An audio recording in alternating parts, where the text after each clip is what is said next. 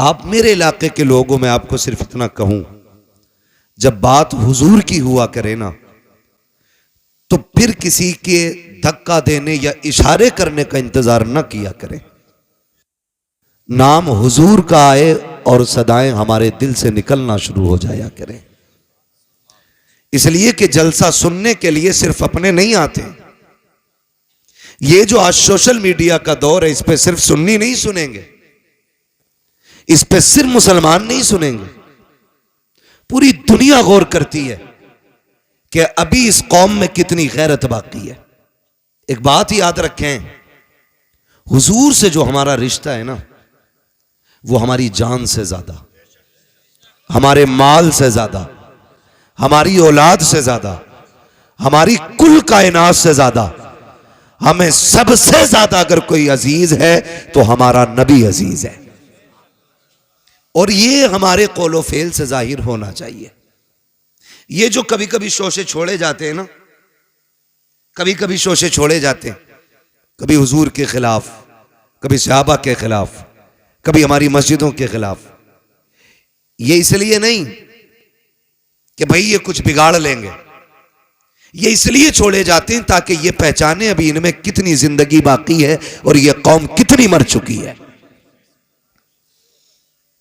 लेकिन रब सलामत रखे मोमिन की गैरत को। जब जब कभी नापाक दुनिया में आकर के कोई बात कहेगा, रब ताला उसके मुकाबले के लिए कोई ना कोई सलमान अजहरी जरूर पैदा कर देगा। ये क्लियर बात है। दुनिया ये समझती है एक को कैद में डालो, दूसरे को डालो, मुंह बंद हो जाएगा। मैं कहता हूं इतनी बात समझ क्यों नहीं पाते हो?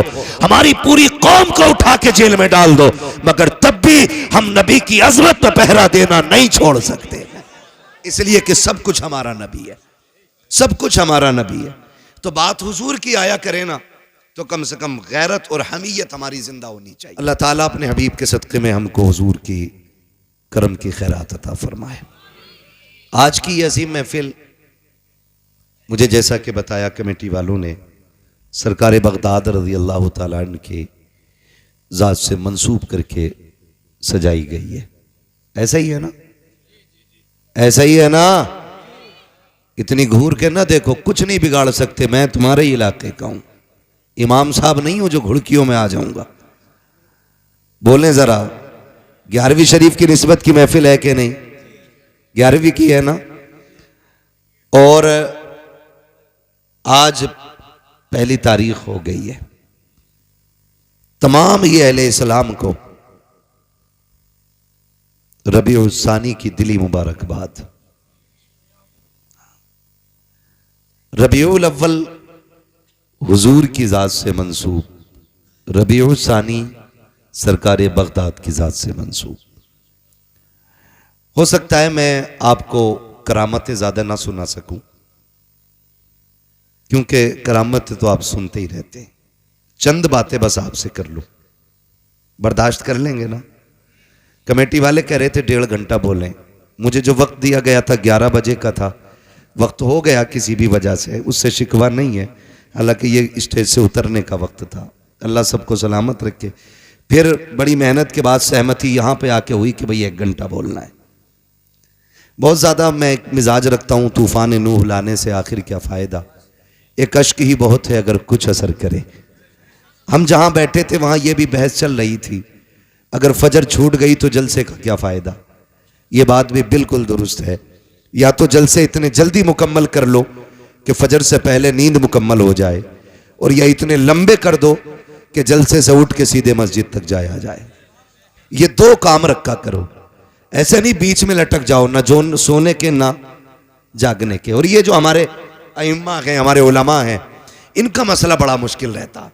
कारी साहब अगर जलसे में स्टेज पे आके ना बैठे तो बोरिया बिस्तरा बांधा जाएगा। आया क्यों नहीं जलसे में? आके बैठ जाए और 5 मिनट फजर में लेट हो जाए तो फिर बोरिया बिस्तरा बंधना है कि लेट मस्जिद में क्यों आया। ऐसा लगता है मुतवल्ली नहीं, छुरी लेके कसाई बैठा। खैर करें, जरा अपने ऊपर भी थोड़ा रहम खाएं। अगर रब ने आपको किसी के ऊपर मुसल्लत किया है ना, या हाकिम बनाया है या काबिज बनाया है, तो उतना ही सख्त हिसाब लेना जितना तू रब को दे सके। ये मत सोचना कि तू एक एक पाई का हिसाब ले ले, मिनट मिनट का तू हिसाब ले ले और रब की बारगाह में यूं ही छूट जाए। फरमाया गया जो जमीन वालों पर रहम करेगा अल्लाह उसके ऊपर रहम फरमाएगा। वरना कई बार की कहानी यह है, कई बार की कहानी 3 मिनट लेट हो गई, इमाम साहब नहीं आए। मैं रुक के एक बात कहूं, क्या नमाज इमाम साहब पे ही फर्ज है, हमारे बच्चों पे नहीं है? बोलो है कि नहीं? बोलो है कि नहीं? हमारे जवान बच्चों पे भी नमाज फर्ज है। इमाम के लिए 3 मिनट देख रहा है बैठ के, अगर इमाम 5 मिनट भी लेट आया तो तुझसे नहीं पूछा जाएगा इमाम 5 मिनट लेट क्यों था। अगर तेरे बेटे ने सजदा नहीं किया ना तो तेरी गर्दन पकड़ के पूछा जाएगा, बता तेरा बेटा नमाज में क्यों नहीं था। जिसकी फिक्र करनी चाहिए थी उसकी फिक्र ही नहीं की, और जहां मतलब नहीं वहां सर चढ़ जाते हैं हम लोग। तो थोड़ा सा ये भी सिला रहमी का, वरना मैं पूरी जिम्मेदारी के साथ कहता हूं खुदा की कसम, इमामों की बड़ी कुर्बानियां होती हैं। ये 7,000 10,000 धड़ी पे इमामत करने वाली कौम, पेट का दर्द ये काटे, बुखार में ये दम करे, चुड़ैले आ जाएं तो ये उतारे, भूत आ जाएं तो ये फूके, सांसें अटकने लगे तो कुरान ये सुनाए, दम ना निकले तो सूरह यासीन ये पढ़े, अगर टांगे अकड़ने लग जाए तो सूरह मुल्क ये पढ़ के सुनाए, बच्चा पैदा हो तो कान में अजान ये पढ़े, दुनिया से जाओ तो नमाज जनाजा ये पढ़ाएं, तीजा 10वां 40वें की फाता हो, तो सारी चीजों में ये शामिल रहते हैं। उसके बाद 3 लोग मुसल्ले पे बैठे रहते हैं, कब आएगा इमाम, कब आएगा इमाम। थोड़ा रहम करें, थोड़ा रहम करें। मैंने यहां तक देखा है इमामों ने 25-25 साल गांव के लिए कुर्बान कर दिए, और लेकिन जरा सी एक कोताही की बुनियाद पे हमारी मस्जिद का मुतवल्ली कान पकड़ के कहता चलो जी तुमसे मतलब नहीं है, तुमसे अच्छे अच्छे पढ़े हैं वो भाई, इसने 25 साल तुम्हारे बीच गुजारे हैं, एक जानवर 10 साल आपके खूंटे पे रह जाता है, तुम्हें उससे प्यार हो जाता है, 10 महीने बकरा लेके बांध लेते हो, कुर्बानी पे कुर्बान करते वक्त आंसू आ जाते हैं। हम कितने बेहिस हो गए हैं, जिसने 25 साल हमारे बच्चों को कुरान पढ़ाया, हमारी कब्रों पे खड़े होकर के अजानें पढ़ी, हमारे मरने वालों के लिए कुरान पढ़ के सुनाया, 5 वक्त हमें रब की चौखट पे ले जाता रहा। आज 25 साल के बाद अगर कोताही हो गई है तो हमारे रवैये बदल जाते हैं, तेवर बदल जाते हैं, डर रब के अजाब से। अगर खता इससे हो गई है तू इसको माफ फरमा दे, मर के कब्र में आएगा खुदा तुझको माफ फरमा देगा।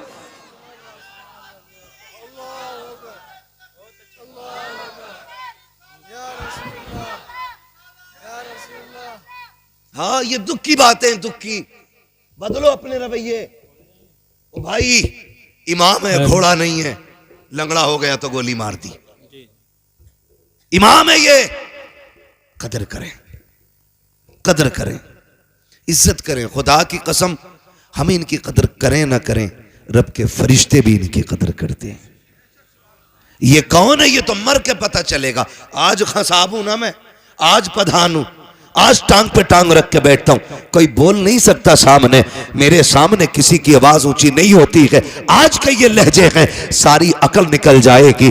जिस दिन मलाकुल मौत ने पंजा रख दिया उस वक्त सारे लहजे नीचे हो जाएंगे, सारी सांसें ठंडी हो जाएंगी। जो रख थिरकती रहती है इसको हरकत देने वाला कोई नहीं मिलेगा। ओ मेरे भाई आज जिंदगी दी है रब ने, अपनी जिंदगी का मुहासबा करें, बजाय इसके कि किसी और पे हम तोहमतें लगाएं, इल्जाम लगाएं, जलील ठहराएं। अपने आप के बारे में सोचो, और जब कभी गुनाह याद आ जाया करे, रात को मस्जिद का दरवाजा खुला है, जाके मुसल्ला बिछा दो, रो के रब को आवाज दो। वो तो इतना करीम है, तुम एक बार रहमान कहते हो, वो 70 बार तुम्हें या अब्दी कह के आवाज देता है। नारे तकबीर, नारे रिसालत, फैज़ाने बुजुर्गाने दीन अल्लामा मुफ्ती हम्माद रजा साहिब किबला, सुभान अल्लाह। सुभान। इसका इको हल्का कर दें भाई और आवाज बढ़ा दें, बात समझ में आनी चाहिए।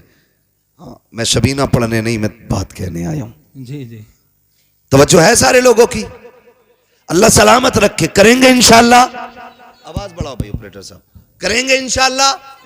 ये सारी बातों पे कोशिश करें, और याद रखिएगा कभी कभी लड़ाई हो जाती है, भाई इमाम की रोटी मैं नहीं दूंगा, मैं थोड़ी जाता हूं मस्जिद जो रोटी दूं। तो ये जुमले जरा सोच समझ के बोला कर, अल्लाह सबको सबका मेहमान नहीं बनाता है, बेशक बेशक, सबका सबको मेहमान नहीं बनाता है, हर किसी के हिस्से में मेहमान नहीं होता। और याद रखिएगा, जो भी हम खाएंगे, एक दाना भी खाएंगे कयामत में उसका हिसाब देना है। एक दाना भी अगर खाएंगे, वो कई कई प्लेटें मार दे अल्लाह के करम से। दावत में अगर चला गया ना, खैरियत नहीं है, फिर आधा खाते हैं आधा है कि नहीं ये बात। एक बाप जब बेटी की रुखसती के लिए रोटी का इंतजाम करता है ना, तो जब गोश्त तुलता हो ना, तब देखो उसे कितनी फिक्र होती है, कितनी फिक्र होती है। एक एक बोटी कम ना रह जाए, एक बोटी कम ना रह जाए। वो फेंकने वालों, थोड़ी गैरत करो। अगर अपने दस्तरखान पे ऐसी बोटियां फेंकते हो तो ठीक है, फिर मर्जी है, वरना हम औकात जानते फेंकने वालों की। अगर बीवी गोश्त का छीछड़ा छुटा के ना सही दख्तर भाई फेंक दे तो उसके सर पे डंडा लेके खड़ा हो जाता है। हरामखोर पता नहीं 250 रुपए किलो का लाया हो, तेरा 250 रुपए किलो का है। ये जो गरीब बाप बेटी के निकाह के लिए एक एक जिंदगी की पाई इकट्ठी करके खाना लगाता है, टेबल पे आधा खा के फेंक देते हो। खुदा की कसम सोच भी नहीं सकते हो उस बाप के कलेजे पे क्या गुजरती है जिसने जिंदगी भर की कमाई लगा करके खाने का इंतजाम किया है। कदर किया करो रोटियों की, इज्जत किया करो। अल्लाह अगर तुम्हें दे रहा है इसकी कदर करो, वरना मेरे नबी ने फरमाया रिस्क की इज्जत करना। अगर ये रूठा तो कभी जिंदगी में एक दाना तुम्हें मैसर नहीं हो सकता है। बेशक बेशक। बंद होने का जरिया ये नहीं है कि रोटी नहीं मिलेगी, गेहूं पैदा होने बंद हो जाएंगे।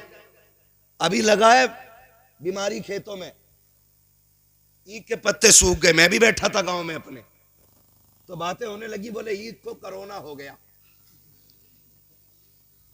क्या हुआ भाई, ये कैसे हुआ है ना?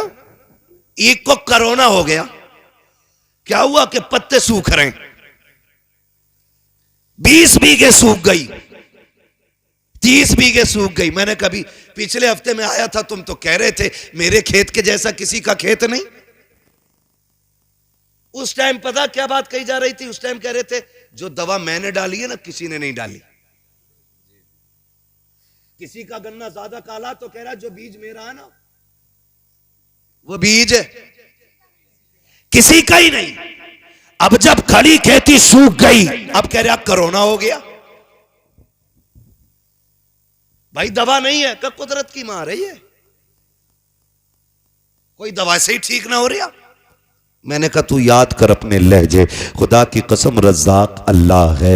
एक एक पौधे को उगाने वाला वो है, पौधे का दरख्त बनाने वाला वो है। ये उसी की कुदरत तो है। तुमने एक टुकड़ा गन्ने का मिट्टी के नीचे डाला, उसने जमीन का सीना चीर के एक कल्ला निकाला, कल्ले का पौधा बनाया, पौधे के पूरे मेढ़े बना दिए, उसकी कुदरत से ये फलता रहा। तुम कहते रहे ये दवाई का कमाल है, ये बीज का कमाल है, ये मेरी मेहनत का कमाल है। तुम्हें उस वक्त बिल्कुल ख्याल नहीं आया। खुदा की कसम जाओ दुनिया से जाकर के पूछ लो, बड़ा बड़ा साइंटिस्ट कह सकता है कि कोई भी खेती साए में नहीं हो सकती है।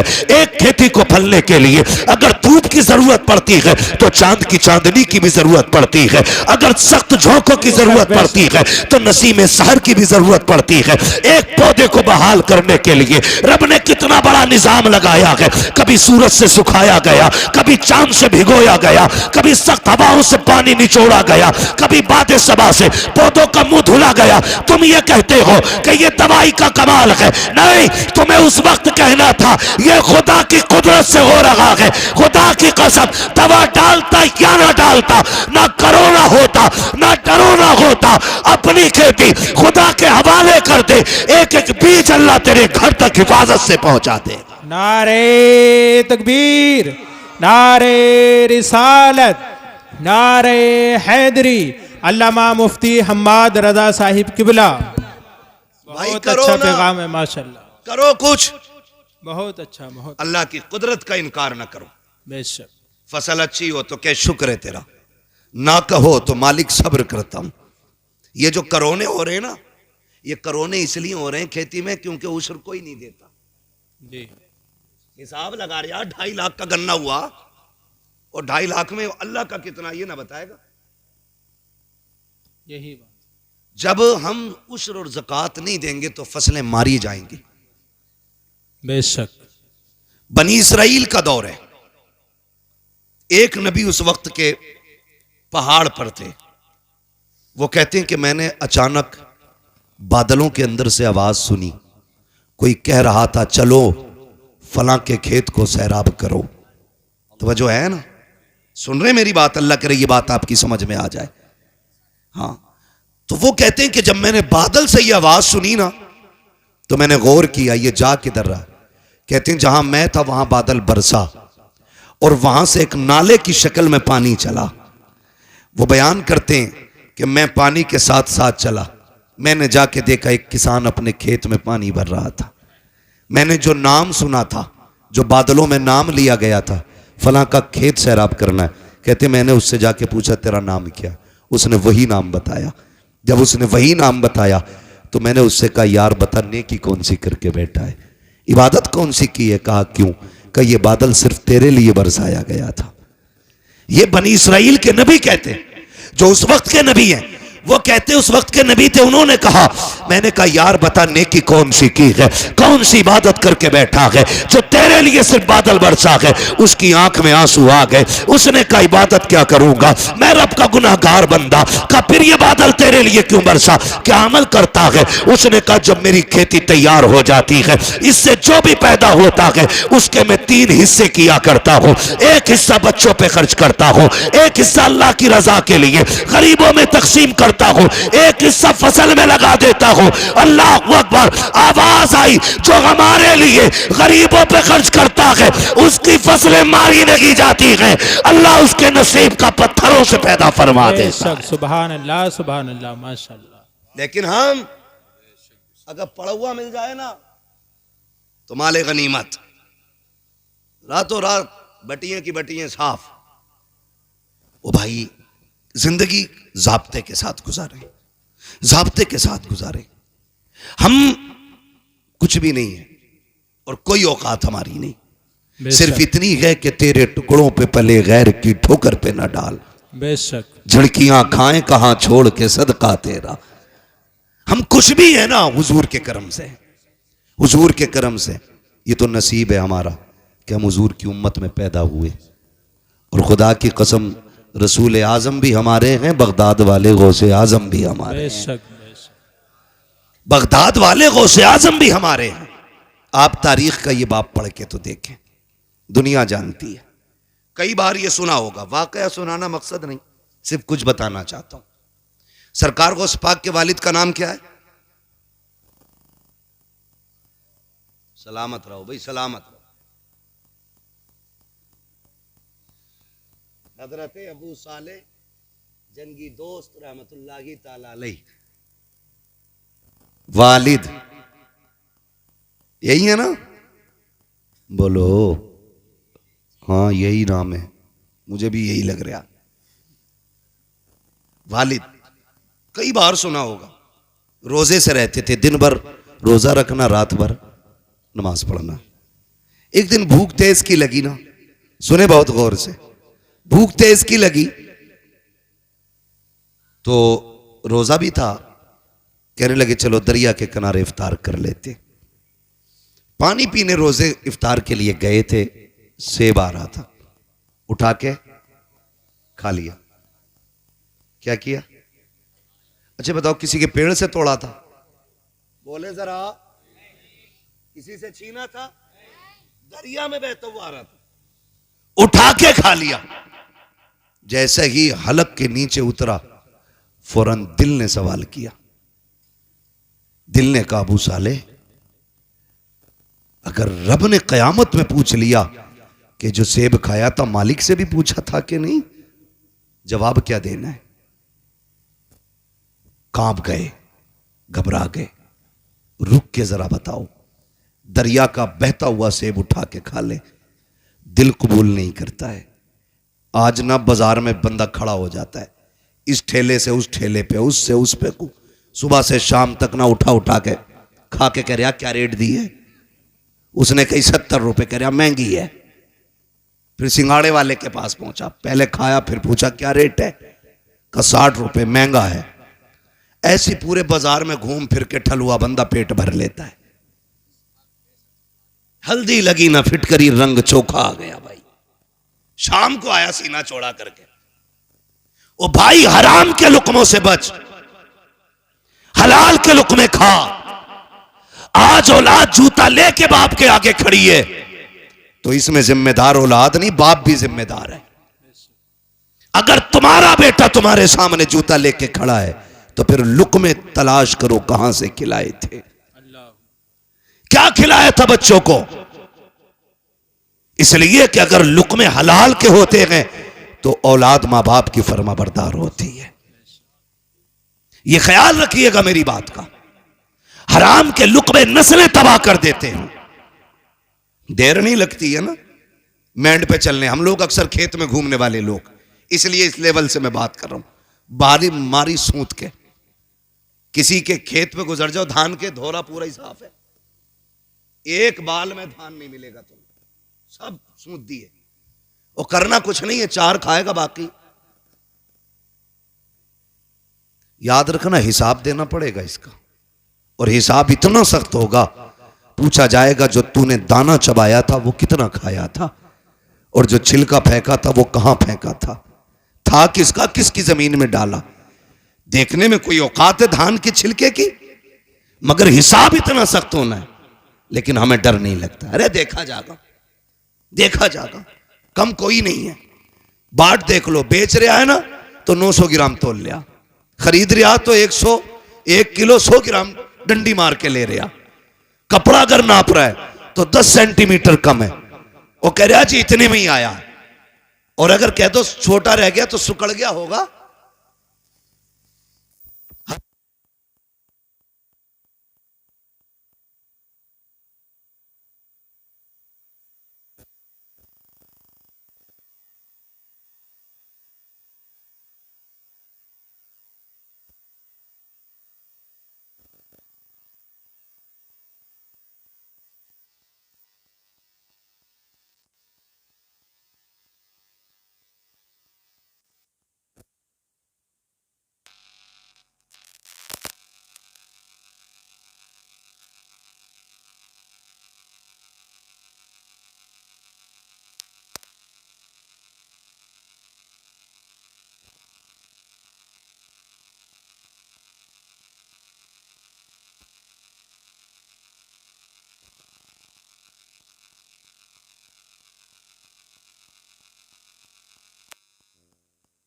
आपसे करने लगा हूं आज।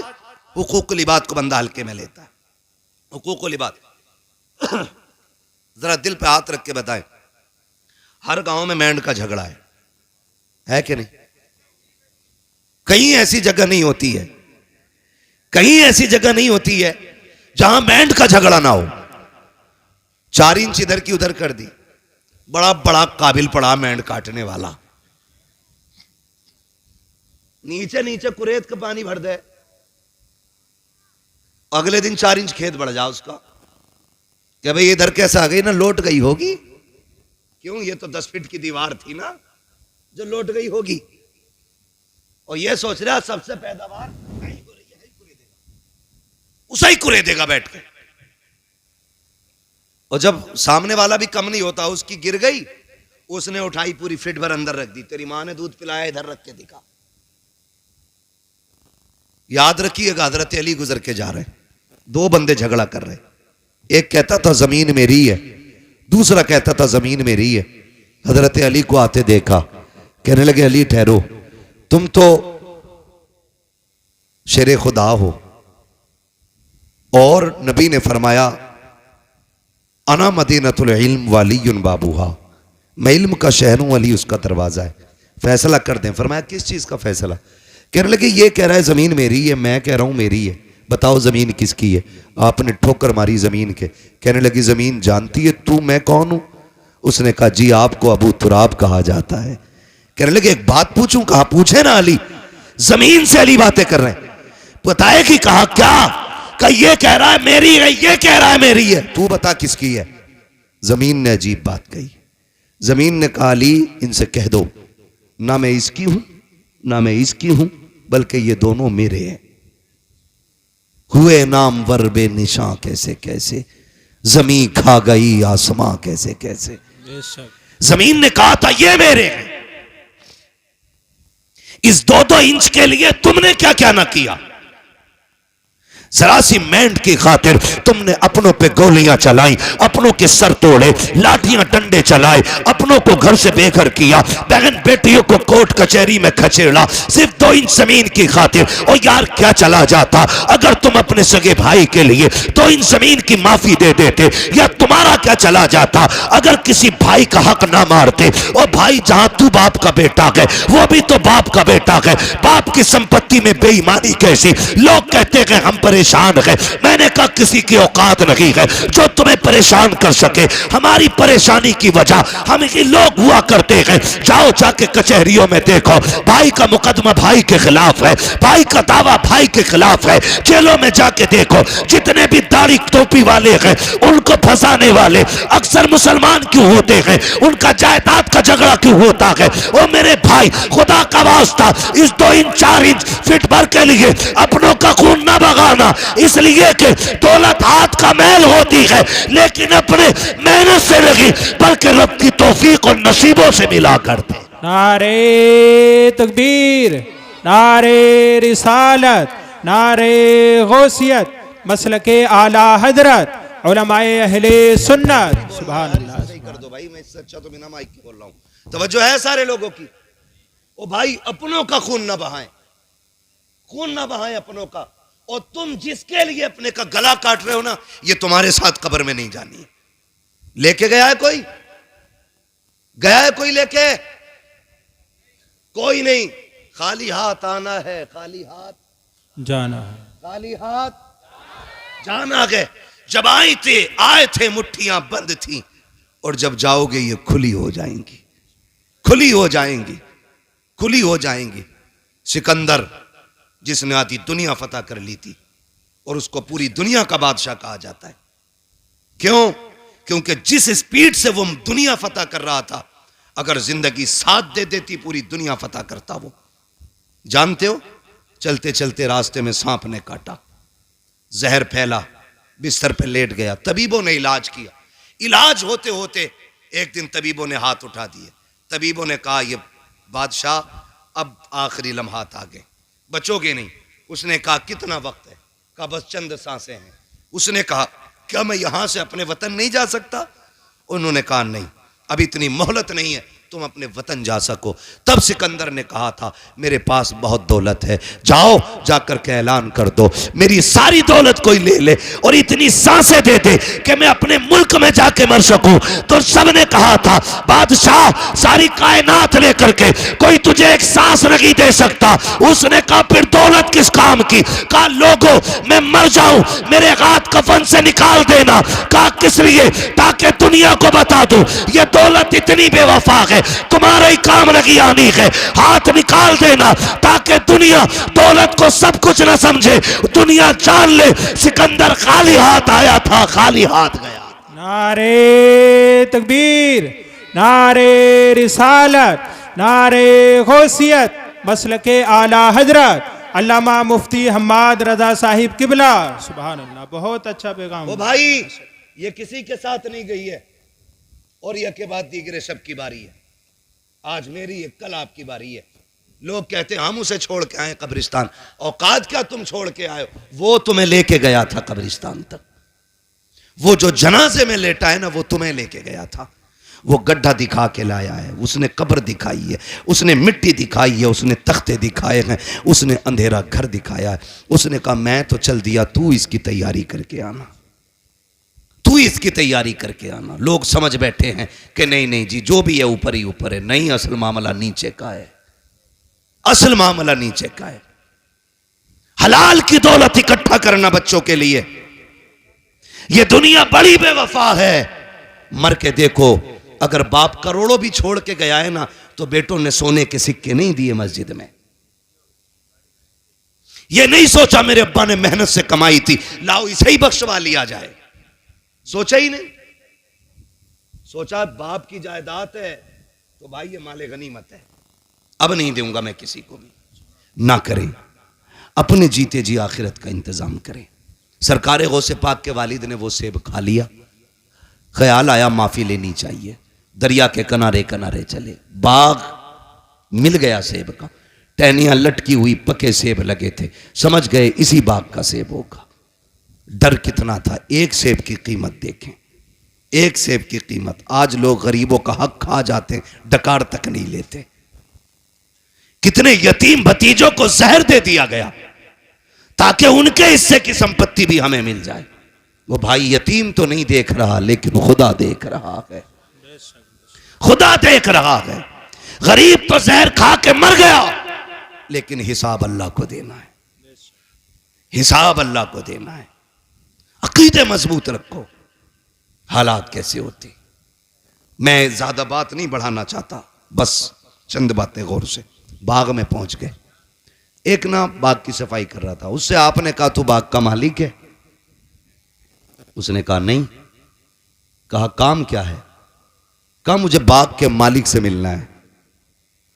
कहा क्यों? बाग के मालिक किसी से मिलते नहीं है, वो गोशा नशीं रहते हैं। उसने कहा मेरा जरूरी काम है। आने वाले ने कहा, यानी सरकार गौस पाक के वालिद ने, काम बताइए क्या है? तो आप फरमाने लगे मैंने एक बिना इजाजत के सेब उठा के खा लिया, बिना इजाजत के सेब दरिया से उठा के खा लिया, बस उसी के बारे में माफी के लिए आया हूं, उसी के लिए माफी के लिए आया हूं। आज बंदा थप्पड़ मार के कहता तुझसे जो हो कर लेना, थप्पड़ मार के जो हो कर लेना, देख लूंगा मैं तुझे। नहीं, डरे अल्लाह के अजाब से। आप कहने लगे मुझे माफी चाहिए। खादिम गया, आप ना एक झोंपड़ी में इबादत में मसरूफ थे, जाके पूछा हुजूर इजाजत दें तो एक परदेसी है, नौजवान है, आपसे मिलना चाहता है। अब्दुल्ला सुमई सरकार गौसे पाक के नाना कहते हैं बात क्या है? कहा बात यह है कि उसने कहा है कि वो कोई सेब उठा के उसने खा लिया था, उसकी माफी के लिए आया है। जब इतनी बात सुनी ना तो समझ गए आज एक वली आ गया है, और ऐसे खुश हो गए जैसे किसी का बरसों से इंतजार कर रहे थे। कहने लगे अच्छा भेजो। जब हजरत अबू साले तशरीफ लाए, आपने सर से लेके पैर तक देखा, फरमाने लगे शहजादे कैसे आए? कहने लगे हुजूर बस माफी के लिए आया था। कैसी माफी? का रोजे से था, किनारे बैठ के इफ्तार के लिए पानी पिया, भूख लगी, सेब आ रहा था, उठा के खा लिया। बस एक डर मुझे सोने नहीं देगा। कहा कौन सा डर? कहा कहीं अगर कयामत में आपने गिरबान पकड़ लिया तो मैं रब की बारगाह में जवाब क्या दे पाऊंगा? कहा उसी की माफी के लिए आया हूं। जैसे इतना कहा है, अल्लाह अकबर, अब्दुल्ला सुमई समझ जाते हैं वो आया है जिसका इंतजार था हमें। कहते हैं बेटे ऐसे माफी नहीं मिलेगी, माफी की शर्त यह है तुम्हें इतने साल तक मेरे बाग की देखभाल करना पड़ेगी। आपने कहा ठीक है माफी मिल जाएगी? कहा हाँ।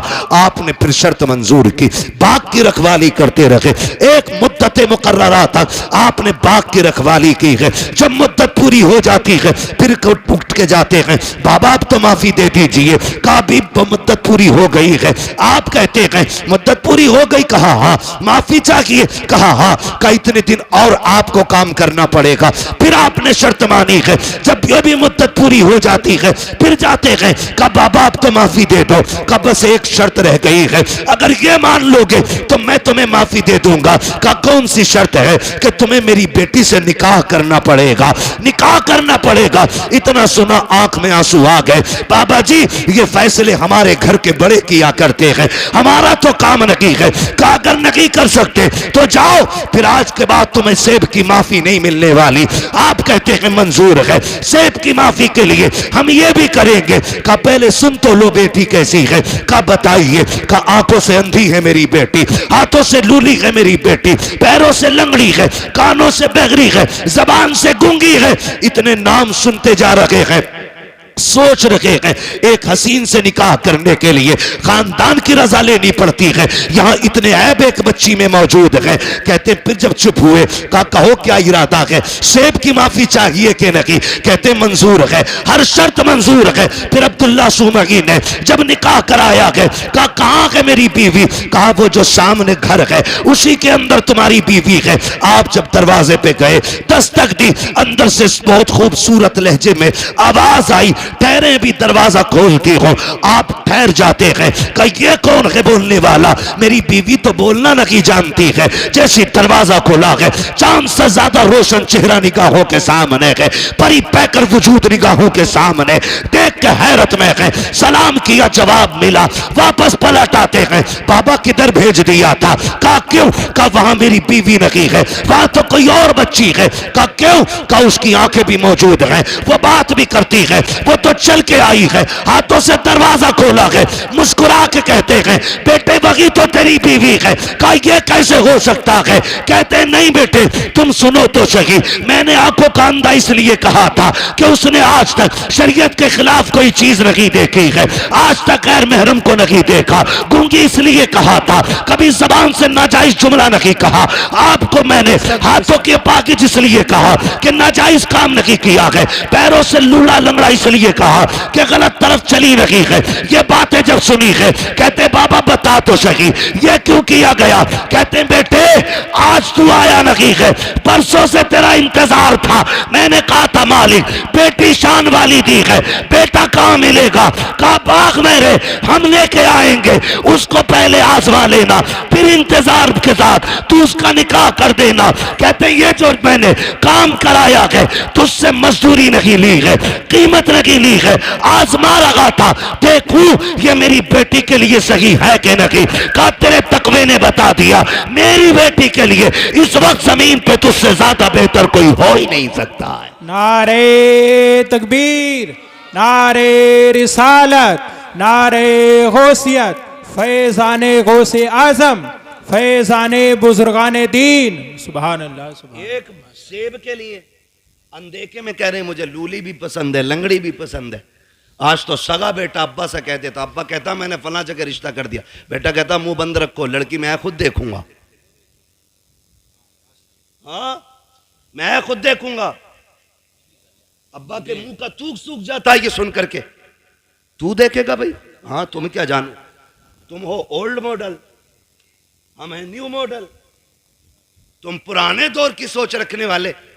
अब तुम्हें क्या पता औरत आज के दौर में कैसी होनी चाहिए? मैं नौजवानों तुम्हें मशवरा देके जा रहा हूं, मुफ्त में बेहतर मशवरा। बताऊं, जब भी निकाह करना मां बाप की मर्जी से निकाह करना, बेशक बेशक। हाँ? बुरा ना मानना। 3 घंटे नाली पे बैठ के बात करके कह रहा नहीं मुझे पता लड़की कैसी होनी चाहिए, तमाम मच्छर खा के खुजाते खुजाते पागल कुत्ते की तरह खुजा रहा है। अब्बा से कह रहा मुझे पता है कैसी होनी चाहिए, तुम्हें नहीं पता। अरे इसने 40 साल एक औरत के साथ गुजारे, ये जानता क्या अच्छाई होती है उसमें, क्या बुराई होनी चाहिए, और तू 3 घंटे फोन पर चिपक के कह रहा मुझे पता है। सुन भाई, अगर तुझे 3 घंटे में पता तो हमें तेरा भी अंजाम पता है। 6 महीने नहीं मिल गुजरेंगे, या तो तलाक का तोहफा उसके सर पे होगा या मर्डर करके तू फ्रिज में रख चुका होगा।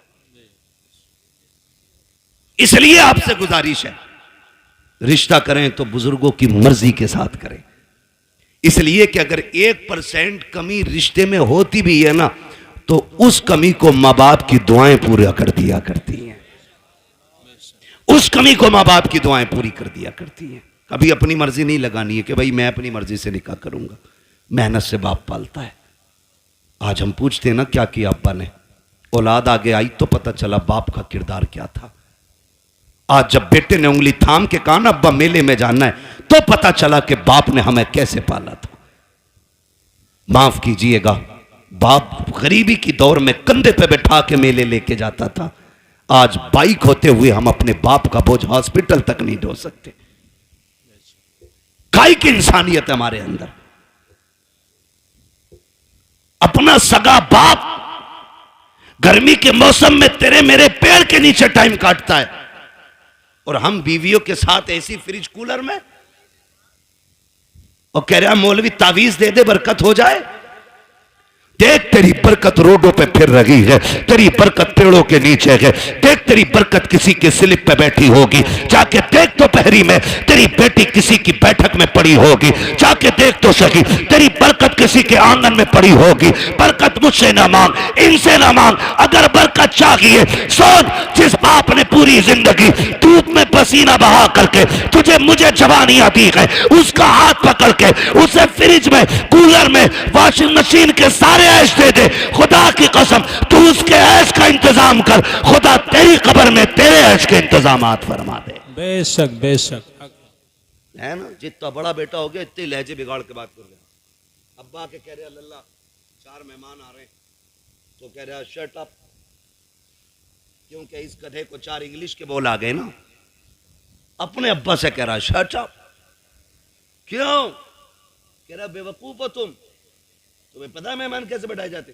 कहता आउट, आप बाहर जाइए, मैं देख लूंगा अपने मेहमानों को। वो जानवर अभी तो इतना भी बड़ा इंसान न बन सका कि अपने बाप को बाप कह लेता। खाली कोट पहनाने से गधा मास्टर नहीं हो जाता। बेशक अगर उसके कानों पे 8 पेन लगा दो वो डॉक्टर नहीं बनेगा। खुदा की कसम, इंसानियत अगर इंसान के अंदर है ना तो वह 1000 शैतान डॉक्टरों पे भारी होता है। इंसानियत असल होती, और वो तरक्की पे लानत जो हमें अपनों का बेअदब बना दे। ये भी याद रखिएगा, जो हमें अपनों से दूर कर दे। लानत ऐसी तरक्की पे, लानत ऐसी कामयाबी पे जो हमें बाप का गुस्ताख बनाए। अल्लाह से कसरत नहीं, अल्लाह से बरकत मांगनी है। क्या मांगेंगे? बरकत मांगिए। कसरत तो यह है 15 लाख कमाते महीने में और खर्च 16 लाख होते। बताओ बंदा गरीब है क्या अमीर? गरीब। 15 कमा रहा है, 16 लाख खर्च कर रहा है, अमीर है क्या गरीब? जोर से, क्योंकि हर महीने 1 लाख का कर्जमंद हो रहा है। और बंदा कमाता है 5000 और 4000 खर्च कर लेता, 1000 बच जाता। बताओ बंदा अमीर है क्या गरीब? अमीर। बोले अमीर। ये बरकत और कसरत का फर्क है। 15 लाख में भी गुजारा ना हो इसे कसरत कहते हैं, और 500 रुपए में दिन कट जाए इसे बरकत कहते हैं। अपने रब से कसरत नहीं, बरकत मांगो, बरकत मांगो। शोहरत नहीं, इज्जत मांगो, इज्जत मांगो। और इज्जतें उन्हें मिलती हैं जो इज्जत वाले लोग होते हैं। करेंगे इंशाअल्लाह मां बाप का एहतराम। संडे को छुट्टी होती है स्कूलों की? मेरा टाइम खत्म हो गया, अभी ओवर चल रहा है, होती है कि नहीं? संडे को छुट्टी होती है, ऑफिस की, कॉलेजेस की, इन सब की छुट्टी होती है। तो कोई वाइफ के साथ, दोस्तों के साथ छुट्टी मनाने जाता है। अल्लाह तौफीक दे, घर में बूढ़ा बाप हो, खाने पीने की गुंजाइश हो, एक दिन गाड़ी में बैठा, लेके निकल मार्केट, उससे पूछ जैसे वो बचपन में पूछा करता था क्या खाएंगे। कभी बाप से कहना अब्बा क्या खाएंगे, दिखा कभी उनको, अब्बा तुम्हारे दौर में ये कोल्ड ड्रिंक नहीं होती थी, अब्बा तुम्हारे दौर में ये आइसक्रीम नहीं होती थी, अब्बा इस दौर में देखो, अब्बा बताओ ना क्या खाओगे। खुदा की कसम तेरे खिलाने से खून नहीं, तेरा इतना कहने से ही बाप का खून बढ़ जाएगा। इतना कह देने से बाप का खून बढ़ जाएगा। खाली कहो अब्बा खाना क्या है।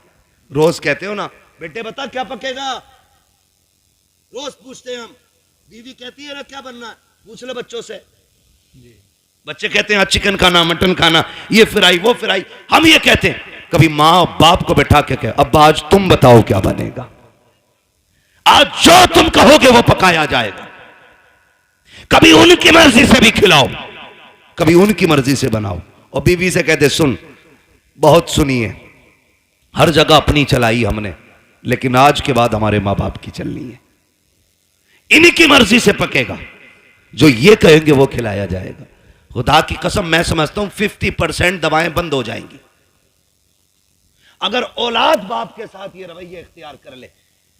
एक टूटा हुआ इंसान, एक बिछड़ा हुआ इंसान, एक जंगल में खोया हुआ इंसान किसकी तलाश करता है? एक सच्चे हम सफर की, एक हमदर्द की, एक ऐसे शख्स की जो उसका दुख सुन सके। बाप उसी खोए हुए इंसान की तरह है बुढ़ापे में, उसी टूटे हुए शख्स की तरह है बाप जिसे दुनिया ने छोड़ दिया हो। वो चारपाई पे पड़ा है, उसे आज तेरे सेब की जरूरत नहीं, तुम्हारे जूस की जरूरत नहीं, आज उसे तुम्हारे दो मीठे बोलों की जरूरत है। बेशक। लोग पूछते हैं क्या करें अब्बा की खिदमत, मैं सीधी बात कह देता हूं, अब्बा की खिदमत ही अगर करनी है ना, बूढ़ा बैठा हो ना और टेक लगा के बैठा हो, आप पीछे खड़ा हो, कंधे दबा के कहे अब्बा इन्हीं कंधों पे लेके जाते थे ना, वो मुस्कुरा के तुझे देखेगा, खुदा की कसम दुआएं होने लग जाएंगी। तू कभी कंधे दबा उसके, कभी तलवों में बैठ, कभी उसके गले में हाथ डाल, यारों के साथ तो खड़े हो जाते हो, बगल में बगल डाल के खड़े हो जाते हो, यूं भी लिपटा लेते हो, यूं भी पकड़ लेते हो, कभी बाप के कंधे पे हाथ रख के अब्बा बताओ ना जिंदगी का कोई मंजर तुम्हें याद है कि नहीं, बताओ तुमने जवानी में कौन सा बड़ा कारनामा किया था, खुदा की कसम देखना जो ऐसे सिमट के बैठा होता है, जब बच्चे कहते हैं अब्बा बताओ जवानी का, फिर वो यूं होके बैठ के कहता है सुन जब मेरी उम्र 25 साल थी मैंने ये कारनामा अंजाम दिया था, जब मैं 30 साल का हुआ मैंने ये कारनामा अंजाम दिया, और जब बात तारीफ की आए वाह वाह कह के उसका हौसला बढ़ाता जा और ये कहता जा अब्बा ये तेरा जिगर था जो तूने किया है, ये तेरा हौसला था जो तूने किया है, अब्बा हमसे तेरी तरह नहीं होगा, इतना कह के तो दे, खुदा की कसम अगर बुढ़ापे में जवानी नजर ना आ जाए तो आके बात कर ले। नारे तकबीर, नारे रिसालत, अजमते वालिदैन अल्लामा मुफ्ती हम्माद रजा साहिब किबला। सुभान अल्लाह। वक्त दो अपने बाप को, बैठा करो उनके पास, कभी पूछो उनसे हाल चाल, अब्बा बताओ ना कैसी कट रही है, अब्बा बताओ ना क्या हो रहा है, वो तुम्हें हाले दिल बताएगा, वो तुम्हें हाले दिल बताएगा। फिर उसके साथ बैठो, उससे पूछो, उसको सुनाओ अपनी, खुदा की कसम फिर जीने के मजे देखो। बेटे बेटे मेरे सामने कोई ऐसा नहीं है जो हम में बिना बाप के आया है ना, सारे बाप वाले लोग हैं ना अल्हम्दुलिल्लाह, है कि नहीं भाई, समझदार बच्चे बैठे हैं, कोई ना समझ नहीं है, फिर सर नहीं हिलाना है, जुबान से बोलना है कि नहीं, सारे बाप वाले लोग हैं ना, अल्लाह ने सबको बाप की नेमत से नवाजा है। यह अलग बात है कुछ कब्रिस्तान में आराम कर रहे हैं, कुछ बिस्तर में आराम कर रहे होंगे, लेकिन सारे बाप वाले लोग। जानते हो जिसका बाप ना अपनी कठिनाइयां गिनाया करे, उस बेटे पे लाजिम है वो और ज्यादा सिमट के अपने बाप के पैरों में बैठे। आज तुम्हारी जेब पे मेडल लग गया ना, आज तुम शान वाले हो गए ना, लेकिन बाप के आगे कुछ नहीं, बाप के आगे कुछ नहीं। वो कभी तुम कहो ना अब्बा बताओ ना घर का खर्च कैसे चलता था, वो ये कहना यार तुम्हारे दौर की तो बात अलग है, हमने तो यार रक्शे चला के बस पेट पाले। तो उसके कदमों में बैठ के कहे अब्बा आज जो ये कलम का दौर है ना, ये तेरे रक्शे का कमाल है, उस कामयाबी को भी बाप की मजदूरी पे डालो। कभी कभी ना बेटे कह देते हैं तुम्हारे रक्शे की वजह से हम जलील हुए, तुमने किया ही क्या है रक्षा चलाने के लिए। ओ भाई जब बाप पसीने में डूब के घर आए ना मजदूरी का पैसा लेके, और पसीने में कपड़े भीगे हों, उसे मजदूर कह के जलील न कर, उसका हाथ पकड़ के कह अब्बा एहसान है कि तू हमें पाल रहा है, शुक्र है तेरे कपड़े मेहनत के पसीने में तो भीगे हैं, लेकिन किसी के हराम के खून में भीगे हुए नहीं हैं।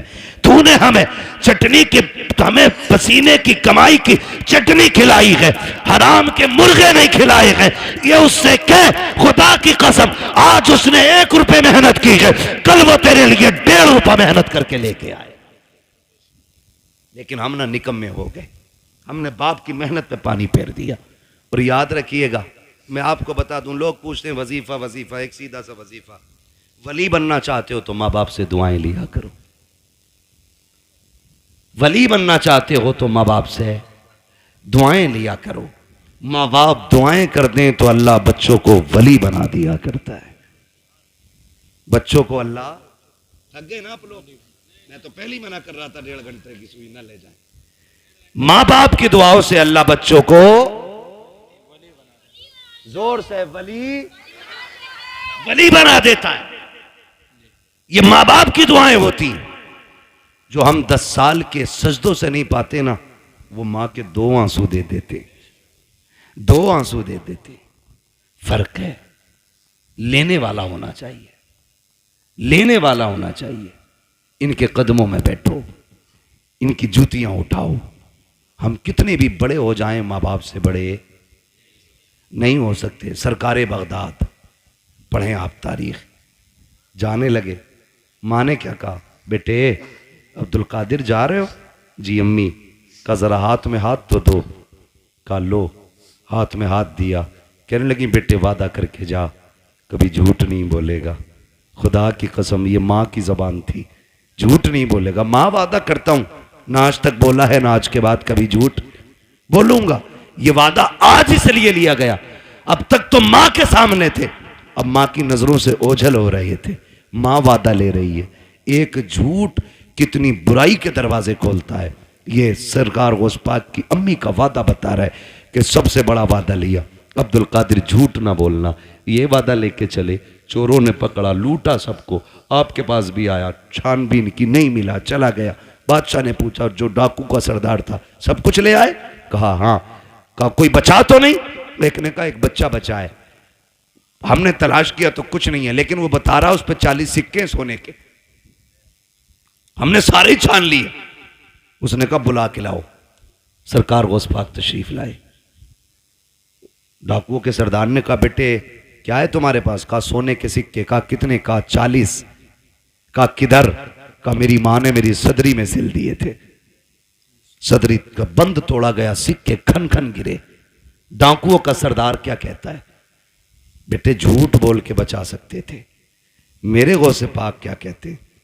मैं घर से चला था तो मेरी मां ने वादा लिया था कि झूठ नहीं बोलना है। अगर मैं झूठ बोल देता पैसे बच जाते, लेकिन मां से किया हुआ वादा तो टूट जाता ना। गौस पाक फरमाते हैं कि ऐसे 40,000 सिक्के कुर्बान, लेकिन मां से किया हुआ वादा नहीं तोड़ा जाएगा। अल्लाह मां से किया हुआ वादा नहीं तोड़ा जाएगा।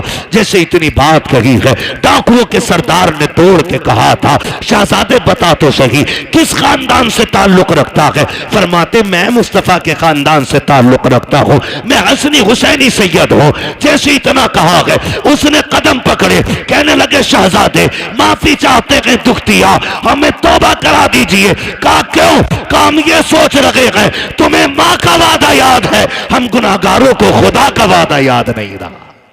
अल्लाह अल्लाह अल्लाह अकबर। सरकार अल्लाह। से पाक ने तौबा कराई डाकुओं के सरदार को। तो जो पीछे वाले लोग थे ना मुक्तदी उसके, कहते हैं जब पीर साहब जन्नत में जाएंगे तो फिर हम भी तो जाएंगे। उस्ताद के साथ वो भी तौबा करके गौस पाक के हाथ पे फिर ताइब हो गए। फरमाया गया जितने लोगों को बगदाद वाले ने तौबा कराई थी, अल्लाह ने सबको वली बना दिया था। सुभान अल्लाह। सबको वली बना दिया था। ये शान सरकार गौसे पाक की है। तो मेरे भाई, मां होती है, चाहे वो गौसे पाक की मां क्यों ना हो। मां तो मां है, चाहे मेरे नबी की मां क्यों ना हो। कि आका ने नहीं कहा काश मेरी मां होती, मैं मस्जिद नबवी के मुसल्ले पे होता, वो हुजरे के अंदर होती, कहते मैं नमाज पढ़ाता होता, सूरे फाता की तिलावत करता होता, धीरे से पर्दा सरकता, अंदर से मेरी मां की आवाज आती, बेटा मोहम्मद मेरी बात सुन जा। आका फरमाते हैं सहाबा नमाज तोड़ देता, मुसल्ला छोड़ देता, दौड़ के मां के पास चला जाता। सहाबा ने कहा था आका बंदगी छोड़ के बंदी के पास? कहते हाँ। सहाबा कहते हैं आका क्यों? कहते हैं इसलिए कि जब मां राजी होती है तभी खुदा राजी होता है। बेशक। जब मां राजी होती है तभी खुदा राजी होता है। कोशिश ये करनी है अपने माँ बाप की खिदमत करेंगे बेशक इंशाअल्लाह। नाराज हो गए इन कड़वी बातों को सुन करके। मैं जन्नत बांटने नहीं आया ना, और मैं बांट भी नहीं सकता। मेरे बाप की नहीं, जन्नत रसूल पाक की है। हर उस शख्स को जन्नत मिलेगी जिसे मुस्तफा चाहेंगे, और मुस्तफा उसे चाहेंगे जो मुस्तफा को चाहेगा। हाँ, इसलिए मेरी गुजारिश आपसे है रवैये दुरुस्त करें, अपने लहजे अच्छे करें, हराम के लुकमों से बचें, हलाल की तरफ बढ़ें। कोशिश ये करें कि हम जब तक जिंदा रहेंगे अपनी जरूरतें अपने रब की बारगाह में पेश करेंगे। हमारा रब हमारी जरूरतें सुनेगा। वही सुनने वाला है, वही देखने वाला है, वही देने वाला है। अगर दुआएं कबूल नहीं होती हैं, आसान तरीका मेरे इमाम ने बताया। कहते हैं वही रब है जिसने तुझको हमतन करम बनाया, हमें भीख मांगने को, तेरा आस्था बताया। तुझे हमद है खुदाया, तुझे हमद है खुदाया। वो कवारी पाके मरियम व नफ़ख्तु फीह का दम है अजब निशान आज़म, मगर आमिना का जाया वही सबसे अफजल आया, वही सबसे अफजल आया। वो भाई नौजवानों, बच्चों, बुजुर्गों, मुसीबत आ जाए हराम की तरफ हाथ नहीं बढ़ाना गए, अपने रहमान की तरफ हाथ बढ़ाना गए, अपने रब की तरफ हाथ बढ़ाना गए। अगर थक जाए, आफतों से घिर के बैठ जाए तो फिर बेबस नहीं होना गए, फिर करीम रब को आवाज देना। फिर देखना तुझे पुकारने में देर लगेगी, उसकी तरफ से मदद को आने में देर नहीं लगती है। बेशक बेशक। मदद को आने में देर नहीं लगती है, लेकिन रवैया ही उल्टा।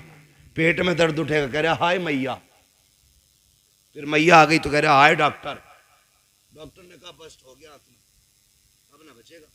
तो कह रहा या अल्लाह, ये जो बाद में आया ना, या अल्लाह, ये पहले आना चाहिए था, ये पहले आना था। बस इतना बदलना है अपने को। जब दर्द लगे, चोट लगे, नुकसान हो, तो या अल्लाह सबसे पहले जबान से निकलना चाहिए। तुम पहली तकलीफ है अपने रब को आवाज दो। खुदा की कसम, वो ऐसा कादिर मुतलक है, ऐसा कादिर मुतलक है कि किसी तबीब, किसी दवा, किसी हकीम, किसी अक्लमंद की जरूरत नहीं पड़ेगी। वो अपने करम से तुम्हें लम्हों में शिफा अता फरमा देगा। वो बहुत बड़ा नाम सुना होगा अपने हजरत इब्राहिम बिन अदहम, सुना है ना? इतने बड़े रुतबे वाले के बादशाह थे, अपने वक्त के बादशाह। लेटे हुए अपने महल में, तो अचानक धब धब की आवाज आई। ख्याल आता कि हम भी रब को राजी करें। धक धक की आवाज आई, पूछा कौन है? आवाज आई कि हम हैं। क्या कर रहे हो? क्या ऊंट ढूंढ रहे हैं। कहा छत पे ऊंट। तो कहने लगे तो क्या हुआ? ऊंट गुम गया, हम अपना ऊंट ढूंढ रहे हैं। कहा छत पे तुम्हें ऊंट मिल जाएगा। तो उन्होंने कहा सुनो, अगर हमें छत पे ऊंट नहीं मिलेगा तो तुम्हें भी तो इन बिस्तरों पे खुदा नहीं मिल सकता है। ऊंट तलाश करने के लिए जंगल जाना है तो फिर तुम्हें भी ये शाही लिबास बिस्तर छोड़ कर रब को तलाश करना पड़ेगा। छोड़ दिया, सब लात मार दी, ठोकर मार दी, जंगलों में निकल गए, अल्लाह अल्लाह करने लगे। आपके मामू हजरत इब्राहिम बिन अदहम के पास गए। आप ना एक फटा हुआ कपड़ा अपना सिल रहे थे सुई से। सुने देख रब कितना अजमतों वाला है, सिल रहे हैं अपना कपड़ा। वो कह रहे ना, मामू पहुंच गए, सलाम वालेकुम। वालेकुम, कैसे? बस अपनी गुदड़ी सिल रहा। मामू ने कहा कितने अच्छे दिन थे जो शाही लिबास पहनते थे, ताज रहता था, खादिम खड़े रहते थे, क्या मिला तुम्हें ठुकरा के बादशाह? आज ये फटे कपड़े सिल रहे हो ना, क्या मिला? क्या मिला? आपने इतना सुना ना, कि पूछना चाहते हो मुझे क्या मिला? कहा हाँ, आपने जो सुई हाथ में थी दरिया में फेंक दी। कले सुई थी, उससे भी हाथ धो बैठा, अब सिलेगा कैसे? फरमाने लगे ठहरो, आवाज देते मछलियों जरा सुई लेके आओ। जब इतनी आवाज दी ना तो सारी मछलियां, हर मछली के मुंह में एक सोने की सुई मौजूद थी। सुभान अल्लाह, सुभान। कहने लगे मामू देखो,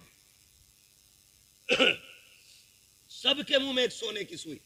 कहने लगे ये नहीं चाहिए, मेरी सुई लाके दो। एक मछली आपकी सुई लेके आई, उसमें धागा भी मौजूद था। आपने फरमाया हाँ यही मेरी सुई है। कहने लगे सुनो, जब तख्त पर बैठता था तो सिर्फ जमीन के चलने फिरने समझने वालों पे हुकूमत थी। जब से रब का हो गया हूं, कायनात मेरी हो गई है। जब से रब का हो गया हूं, कायनात मेरी हो गई है। रब के होने के आदी बने, खुदा की कसम वो अपने करम से तुम्हें वली बना देगा। वली कहते हैं किसको? उसी को वली कहते हैं जो अल्लाह का होता है।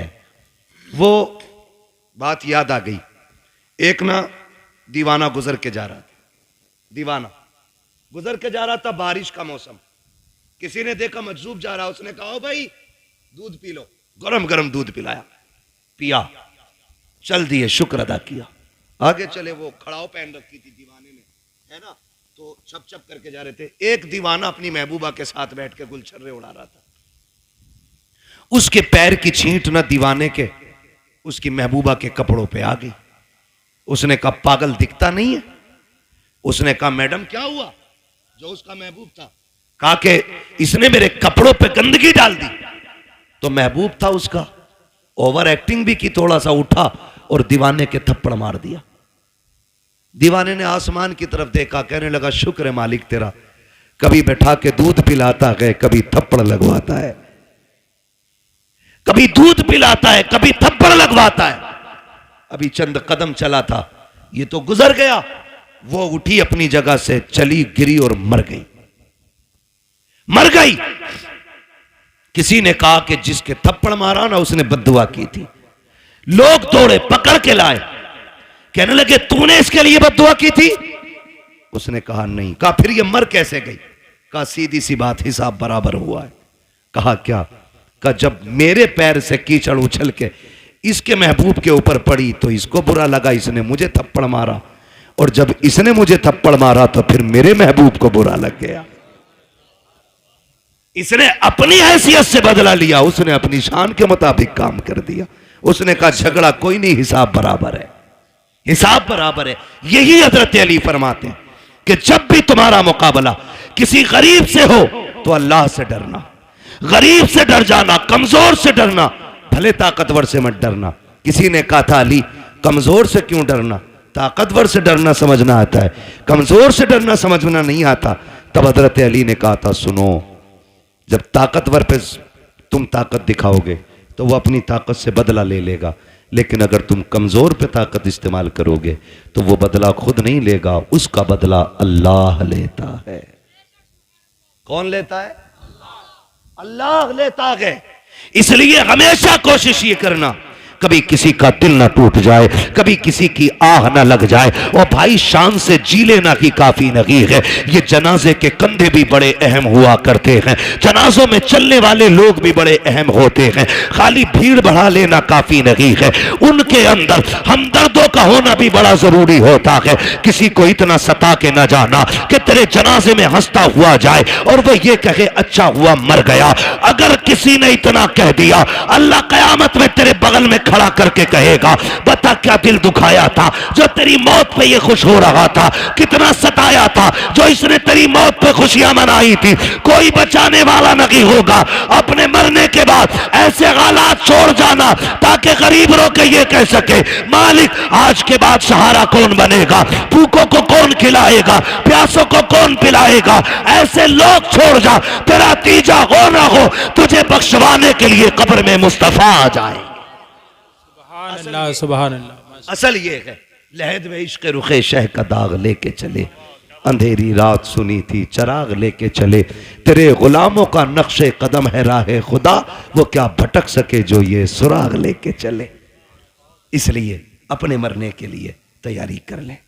अरे हम तो मर जाएंगे यार, हमें क्या देखना। नहीं, बड़ी गैरत आती है, बड़ी गैरत आएगी।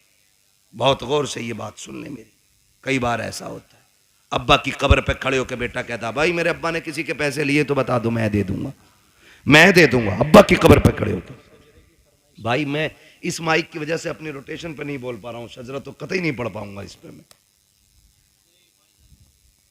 बिना माइक के पढ़ दूं, क्योंकि माइक जो है ना, जब मैं अपनी ताकत में आ रहा हूं तो ये बिल्कुल दबा दे रहा है। ये थोड़ा सा ये डिस्टर्ब हो रहा है ना इसमें। वो उनकी कमी नहीं है, थोड़ा मशीनरी ऐसी है, आपने थोड़ा सा ज्यादा ही सस्ता कर लिया है ना। जब जलसा बड़ा किया करो ना तो सेटिंग सही नहीं हो पाई शायद इसकी। मैं अपनी खुद रोटेशन पे जिस ले में मैं बात बोलता हूं बोल ही नहीं पा रहा हूं। थोड़ी देर बोलता हूं आपको ही समझ आना बंद हो जाती है ना। बस तवज्जो करने थोड़ा सा, जरा बोल दें सुभान अल्लाह। मैंने क्या बात कही अभी आपसे? अपने जनाजे में ऐसे लोग छोड़ के जाना जो तेरे मरने के बाद तेरे ना होने का एहसास करें, तो जिंदगी जिंदगी है। तेरे जाने पे अगर किसी ने जश्न मनाया तो फिर कोई जिंदगी जिंदगी नहीं। कई बार होता अब्बा की कब्र पे खड़े होकर बेटा कहता मेरे अब्बा ने किसी का कुछ लिया हो तो भैया तो मांग लो या माफ कर दो, है ना। बता तेरे अब्बा ने जो एक नाली के ऊपर एक गरीब के थप्पड़ मारा था उसका हिसाब कौन देगा? जो एक गरीबान का गरीब का गरीबान पकड़ के बाप ने धक्का दे के कहा था औकात क्या है तेरी, तो तुम्हें क्या लगता आज बेटे की माफी से बाप माफ हो जाएगा? जब बाप की कब्र पे खड़े होके बेटा कहता है अगर किसी का मुझ पे हक हो मेरे बाप पे आके ले ले, तो मेरे भाई कोई बेटा नहीं दे पाएगा। जब बेटा कहता, मशीयत का नकीब कहता है आज तेरी माफी से इसकी माफी नहीं होनी है, हमने बार बार इसको डराया था, बार बार इसको बताया था कब्र में आना है, आज ये आ चुका है, अब तेरी माफी से इसका कुछ नहीं होने वाला है, आज हम इससे एक एक बात का गिन गिन के हिसाब लेंगे। फिर कब्र के अंदर रखा जाता है। खुदा की कसम, बेटे बिरयानी खाते होते हैं, यार बिरयानी उड़ाते होते हैं, उस वक्त बाप पे मुश्किल की घड़ियां होती है। और मेरे नौजवानों, अपनी जिंदगी में किसी का हक खा के ना जाना, किसी का लेके ना जाना, इस इंतजार में मत जाना कि बेटा माफी मांग लेगा, नस्ल चुका देगी, किसी के चुकाने से कुछ नहीं होगा। अगर दिल दुखाया है, जीते जी माफी मांग लो, अगर बंदा माफ कर देगा तो खुदा भी माफ फरमा दे। बेशक बेशक, ये लाजिम है हम सबके लिए। आखिरत की तैयारी करें, जरूरी नहीं है बुढ़ापे में मौत आए। हमने जवानों के जनाजे उठाए, हमने 10 साल के बच्चों के जनाजे उठाए, हमने 6 माह के बच्चों के जनाजे देखे। आज हमारी उम्रें 35, 40, 50 हो गई। हमने तो कोई इतना बड़ा अलग से सजदा नहीं किया था जो उसने इतनी लंबी उम्र का तोहफा दे दिया। वो हमें भी तो 6 महीने पे मार सकता था, हमें भी तो 8 साल की उम्र में ख़त्म कर सकता था, हमें माँ के पेट से मुर्दा पैदा कर सकता था। लेकिन एहसान है, उसने ज़िंदगी दी है तो इसका एहसान मानो। इस ज़िंदगी का कर्ज ये है कि लम्हा लम्हा अपने रब को याद करो, सांस सांस मुस्तफ़ा पे दुरूद पढ़ो और ये ऐलान कर दो, तुम्हें जाना तुम्हें माना, ना रखा गैर से काम, लिल्लाहिल हम्द में दुनिया से मुसलमान गया। ठीक है जी, मेरी बात मुकम्मल हो गई है। अल्लाह बुजुर्गों का सदका अता फरमाए। भाइयों की फरमाइश है शजरा पढ़ दूं। ऑपरेटर साहब से गुजारिश है शजरा पढ़ना है, थोड़ा सा इसको आवाज़ दे दो अगर है इसमें तो, वरना तो फिर इसे उठा के ले जाके रख लो। मैं बिना माइक के पढ़ लेता हूँ, जरा बोल दो सुभान अल्लाह, जोर से और जोर से, कहीं पुलिस पकड़ के न ले जाए, इसका बोलो। हाँ, कभी कभी तो ऐसा लगता है कि हम इसमें नहीं बोले मर जाएंगे। अगर महफिल में मौत आ भी गई ना तो सुने, वो कहा था किसी ने, तेरे दामने करम में जिसे नींद आ गई है, जो फना न होगी ऐसी उसे जिंदगी मिली है ना। यहाँ मरने वाले भी इंशाअल्लाह मदीने में जाके आँख खोलेंगे। पहली बात तो मदरसा है, हुजूर का घर है, फिर हुजूर की महफिल है ना। हुजूर की महफिल में आंख लग जाए और ख्वाब आता है ना तो फिर हुजूर ही तशरीफ लाया करते, हुजूर ही तशरीफ लाते। जरा बोल दे मचल के सुभान अल्लाह। भाई जो जबरदस्ती खाना खिलाने कह रहे थे, हैं नहीं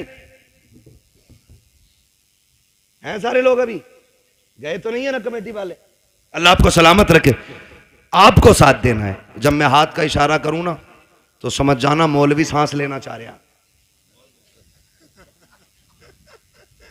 बात सही रहती है साहब, बात सही है। ठीक है भाई कारी यूनुस साहब।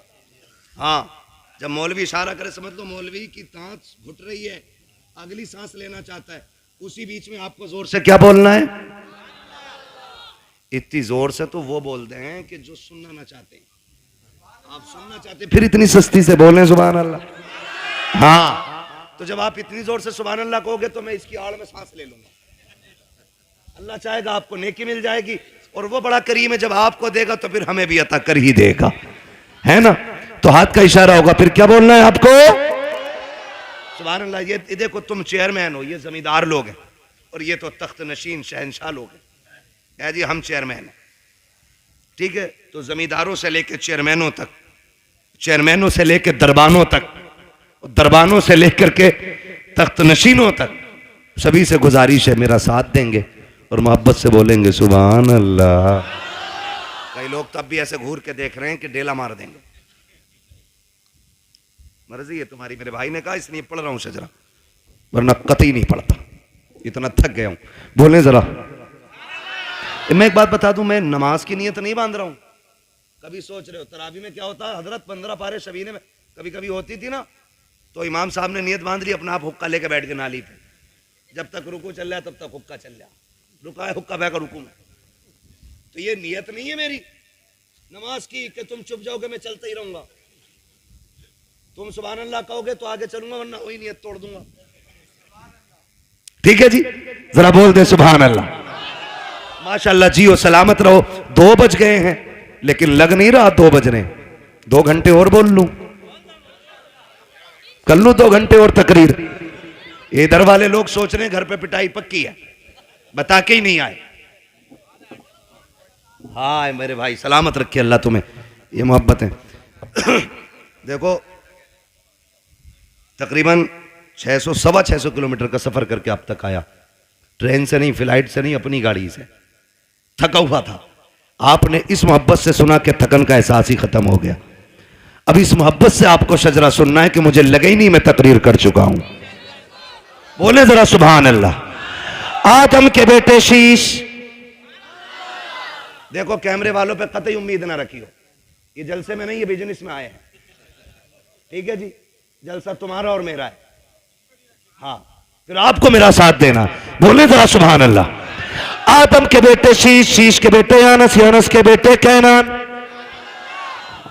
माशाअल्लाह, अल्लाह सलामत रखे। कुछ लोग अब भी ये सोच रहे हैं कि ये मौलवी करेगा क्या, मैं आ रहा हूं तुम्हारे ही दौरे पे। आ जाओ नीचे को।